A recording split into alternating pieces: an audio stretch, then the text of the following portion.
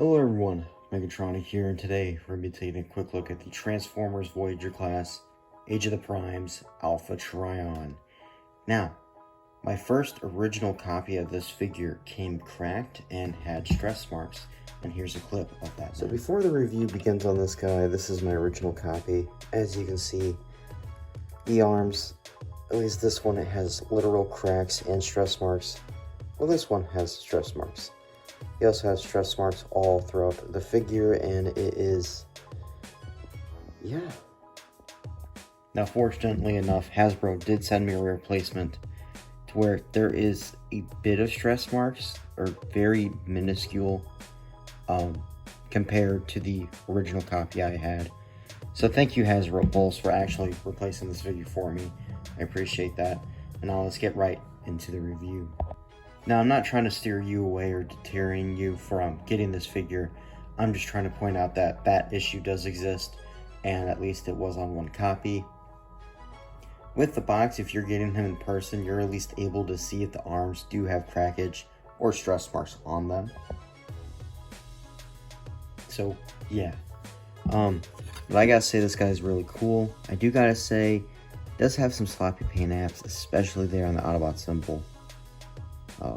And the head crest is a bit sloppy, but hey, the accessories are cool.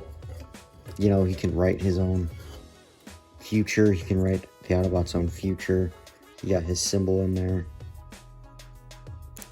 and you have some nice molded details, like from Beast Wars. Yeah, really cool look, nonetheless. Now moving on. I really do like the silver there for his chest and feet. Silver there for the arms as well too. Unfortunately, no wrist rotation.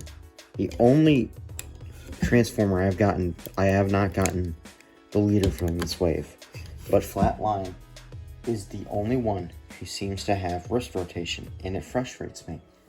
This guy, especially at a Voyager class price, should have wrist rotation. There's enough room in there to make a wrist rotation. Come on.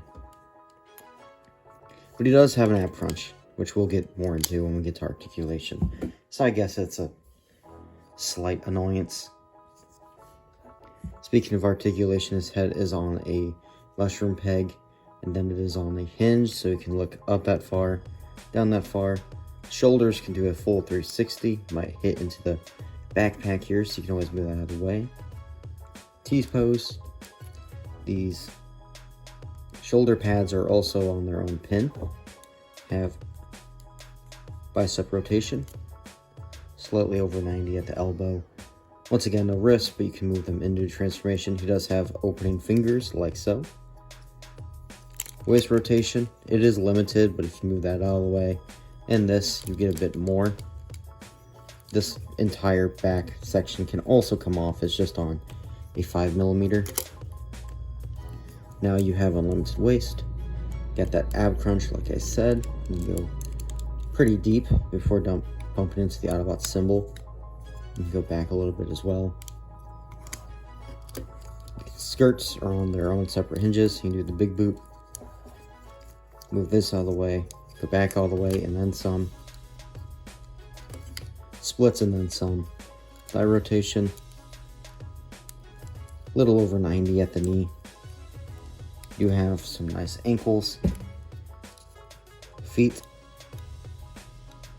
are pegged in, but they can move down due to transformation. Same with the ankles as well. Now for accessories, like I said, the pen and the book he comes with. He also comes with this, which can become a shield or look like the butt part of his cape. These little nubs, the gray nubs on his shoulders, were packed separately. I cut my, there we go. Are packed separately and come off as missiles if you want. And the Autobot symbol is also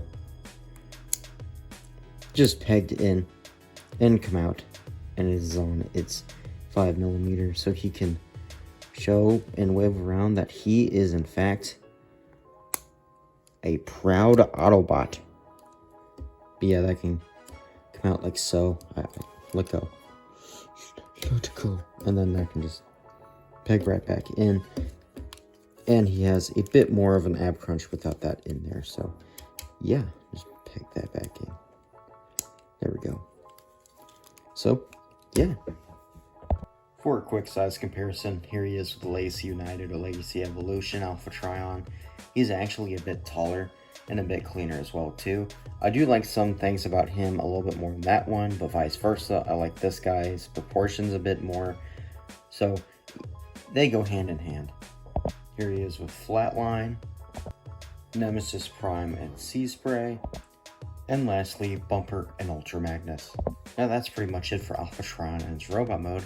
Let's get him to his vehicle mode. And here we have ALPHATRION in his jet mode. I'm actually a little bit impressed.